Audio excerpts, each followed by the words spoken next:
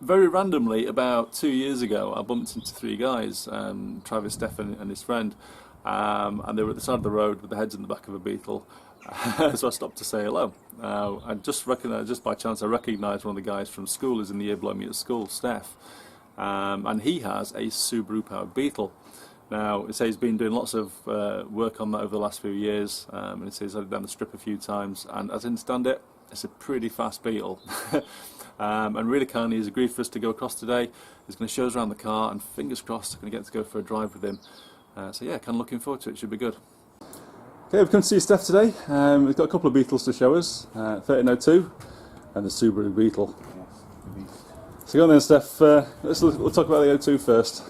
Yeah, well, I've had this for 5 years probably. It's my second ever Beetle. I had a 1302S before this, and that was what I wanted when I was looking for a Beetle. I had a T25 camper van was the first one. I think everybody kind of grows up with that ambition to have a camper van at some point. Absolutely, yeah.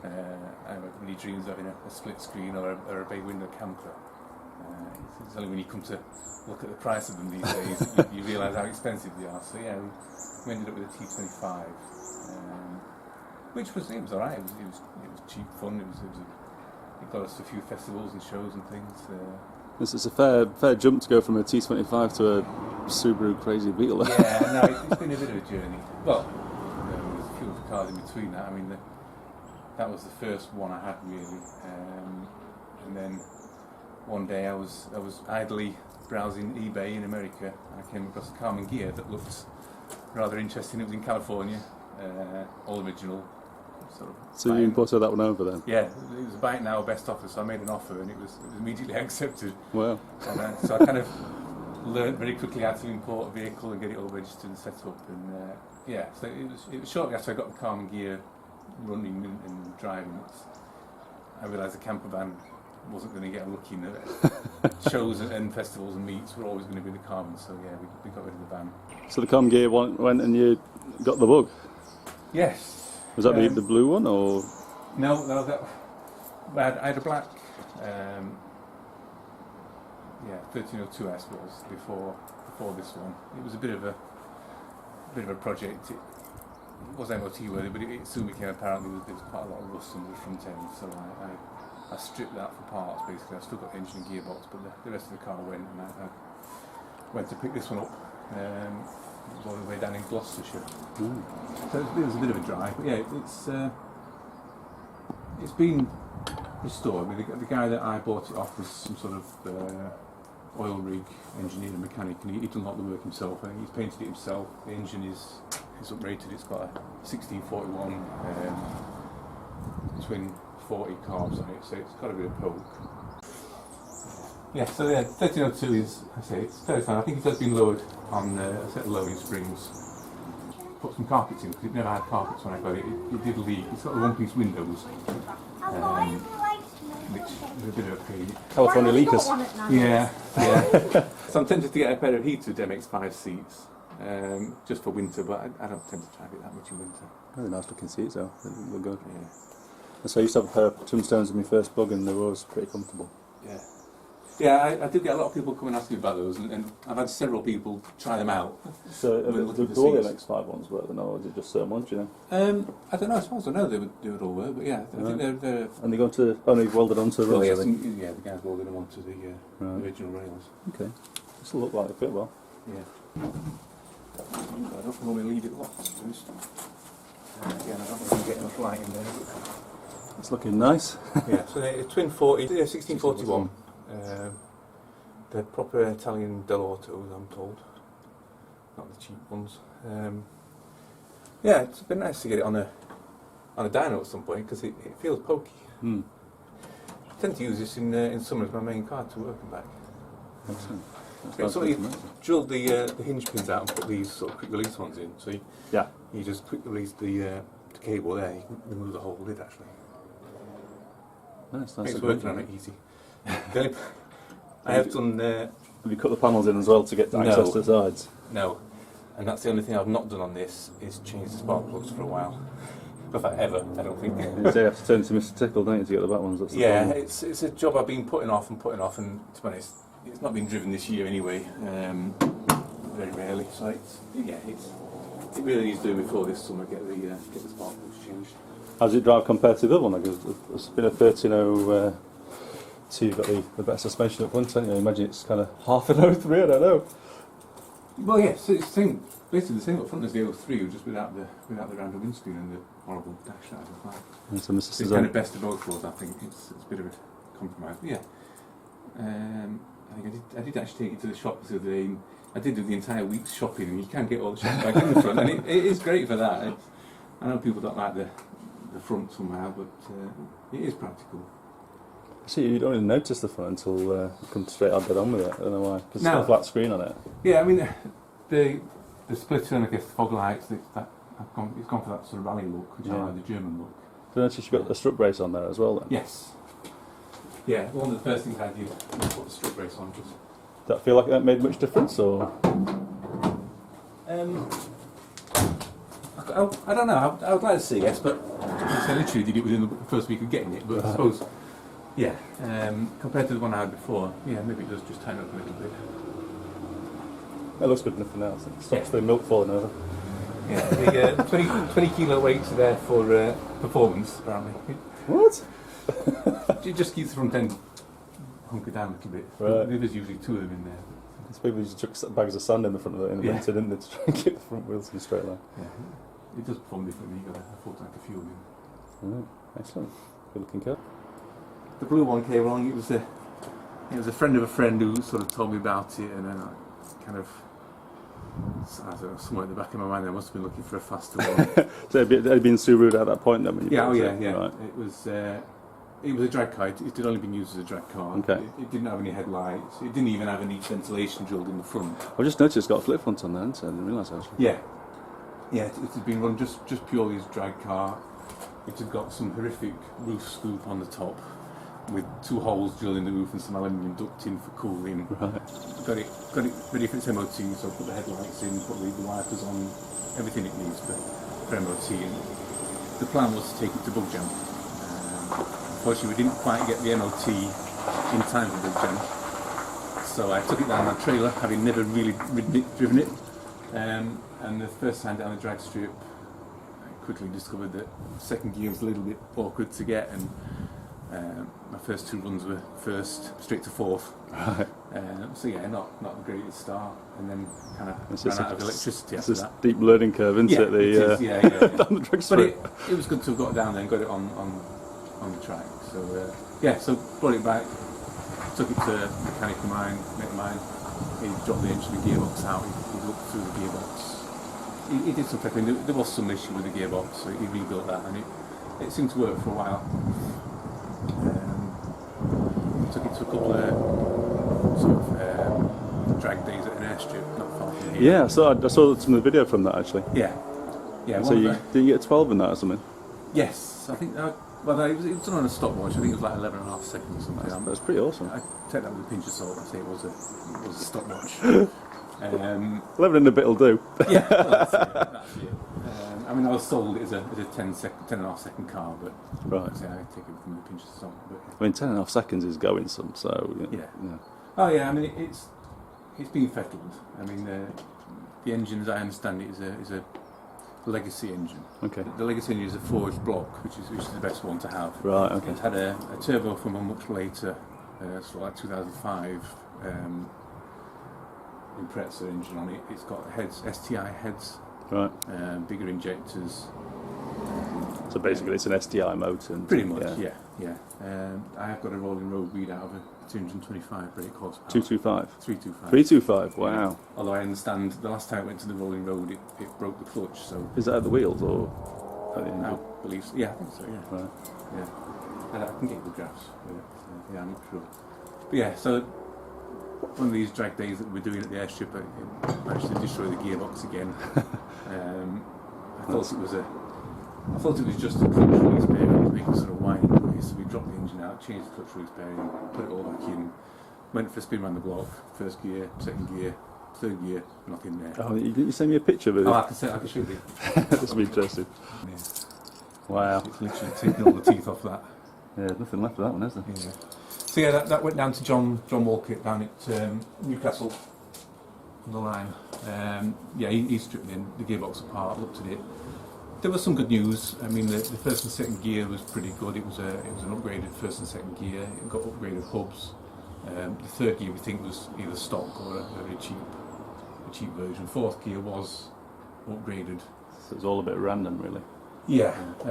So yeah, he rebuilt it. We've got a proper racing third and fourth. I took the opportunity to actually change the ratio of fourth gear. So fourth gear now is more like the Freeway Flyer range. So I think it's about 0.88 something. So in fourth gear now, it's a lot nicer to drive it. Yeah. I mean, it was set up for drag racing. It only ever did drag racing, so it was a very short gearbox. So at motorway speed, you were revving the nuts off it. Yeah, so I may have knocked a little bit of time off the quarter mile, but for the once or twice a year I take it. You've already won the race by then, haven't you? Well, yeah, I mean, to be honest, yeah, you don't really get it into fourth on the quarter mile anyway. I think I only just got into fourth over the finish line. Awesome, it's looking good. So what's your best time so far? Is it?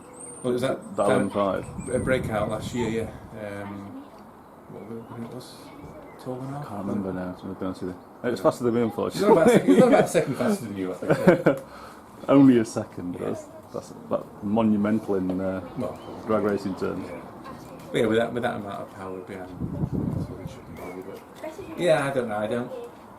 I don't get too tied up in tyre pressures or tweaking it this time. I just. What tyres are you running? Do you know? Well, it's got a 944 rear end, so it's all been IRS. Yes. So yeah, it's got actual genuine, I think, Porsche Fuchs, how do you pronounce it? German Foxes. So so 17's at the back, and it's got 15-inch replicas at the front. Yeah, so it's funny enough, somebody was asking on Facebook a few weeks ago, has anyone ever done this? You're the only car I've ever known that I did, so I sent them a picture of it. Oh, you don't mind? Yeah, that's fine, yeah. Yeah, it's quite unusual these days. Yeah, I don't know why people don't. I mean, it's obviously got widened arches at the back, and a fiberglass flip front. Yeah, it fills the arches out pretty well. And it's all caged as well, is that? Yes. It's caged inside. I would like to extend the cage through into the bulkhead because it is fiberglass. There's not a lot to stop you. There's literally nothing under there to stop anything. So I'd like to tie the roll cage into the suspension at some point. Can we have a look under the bonnets? Yeah. Always come when you get to a petrol station, you have to try and take this off to get the fuel down. I've considered that. No, yeah. So yeah, racing fuel tank. This year I've done a few tweaks. So I put a new fuel filter in, and I put a rollover valve in just because belt braces, because you never know. Yeah, absolutely. That was just venting to atmosphere before, so right. It's got a. What's the radiator from? Do you know? Is that a standard? I don't know actually. So it looks like something aftermarket. Yeah, doesn't it? I'm pretty sure it's an aftermarket radiator. You think it's cool at the front as well? It's cool, yeah. So I think in a couple of previous incarnations of the previous owner, he'd had air-cooled intercoolers and then changed to a water-cooled one. I'd say he had a sort of duct on the top to put air into the back for the air-cooled one. What you tied in down there? Look as well. Hmm? Tied in at the bottom. Oh, is that your? That's your fancy gizmo thing. Yeah. Yeah, these. This is. You'll see that tied into the front beam. So this is your solution for basically legally A-framing. Yes. So yeah, a company down in Chesterfield who does sort of A-frames for little smart cars, things like that for motorhomes. So yeah, you just a couple of eyes go tighten into there, then you get an A-frame on, and that is literally just attached to the. It's just a bracket on the brake pedal. Right. So yeah, when you got your A-frame with the big spring on it, as soon as the towing vehicle brakes, the spring compresses and it just pulls. It physically pulls the brake pedal with it. The brakes, yeah. Right. There's a towing connector there, and it just into the wiring loom, and it just puts the brake lights on, the indicators on, the rear lights. Awesome. Can we look inside? Yeah. Yeah. So the other thing I've done this year is put some proper racing seats in it. I had some really cheap, nasty seats in there. Yeah, they look nice. To be fair, most of the time it's only ever had one seat in it.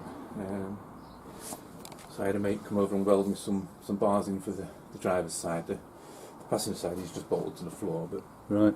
I don't intend to take passengers down the strip unless they're really brave. But I mean, when I got the car, I didn't even have a handbrake. So you'll see there's a proper handbrake lever, and the other one there is actually you've got to start it. it's like what you call a drift lever or whatever else, but it's actually attached to the front brake.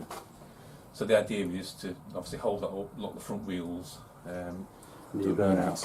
Yeah. Although to be fair, I've never really, well, I think I've only tried to do it once. The problem with the dodgy gearbox before, it would jump out first and second. So you get accelerated first, and as soon as you let off the accelerator, it jumps out. So Right. it makes it very hard to do a burnout when you've got to have one hand holding it in gear and one hand holding the lever up. And so I've never risked it because I don't dare ripping the gearbox Again, so I'm not. I think I risked it the one time. It might have been a coincidence. It was just before I'd stripped third gear, but it was that same day when I was at the airfield. Yeah. Oh, got the motor? Yeah. We might have to go outside for this one, might we? Yeah. Yeah. Put it out if you want. Excellent. So that's the legacy motor. Yeah. So it's sort of more spacious than mine. You've got less pipes. Maybe. Yeah. I don't know. Though you're in like that. Yeah. Yeah. And you've got the biggest exhaust I've ever seen on the Beetle, you know? Yes. It's loud. It's a good job they don't have to test that for the MOT, isn't it? I think we should pull it out and see how loud it is. Yeah.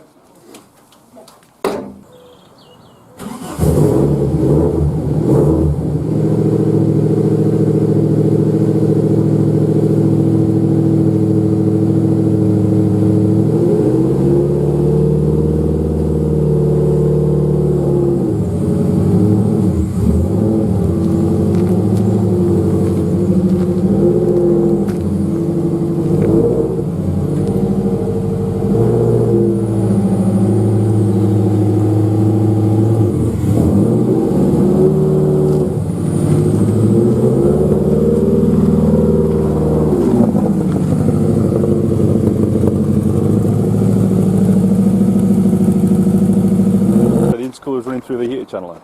No, the main cooling pipe, the water pipe, is running through that heater channel. Okay. There was one in the other heater channel, but it started to leak, so I had to run out. Hence the pipe that sticks up there. Yes. Right. That's the incoming water. Yeah. And then it comes up through the cooling system. Have you the exhaust? I'm curious. Have a look. Yeah. Ooh, it just looks big and shiny. I can't see it. I assume it's just like a U-bend from pretty the. much. Yeah. I can move that VW box section there. Okay. It is a bit of a faff, but I'll do that in a second. You can have a look because you can see right into the engine. So yeah. So that's the charge cooler. Yeah. So we've got a charge cooler, but no intercooler. And then that's the water tank. Water tank for the charge cooler. Yeah. At the top there. Yeah. Awesome. And here you've triangulated all the suspension as well. I'm still going to do that on mine, to be honest with Yeah, you. so that's all tied in with strip brace and things, yeah. Unfortunately, the exhaust goes through all that, so you have to take the exhaust off before you take the engine out. Right. Awesome stuff. And there's the brake servo for your brakes as well. Yeah. Which you've got your race brake tied into for the front. Yes.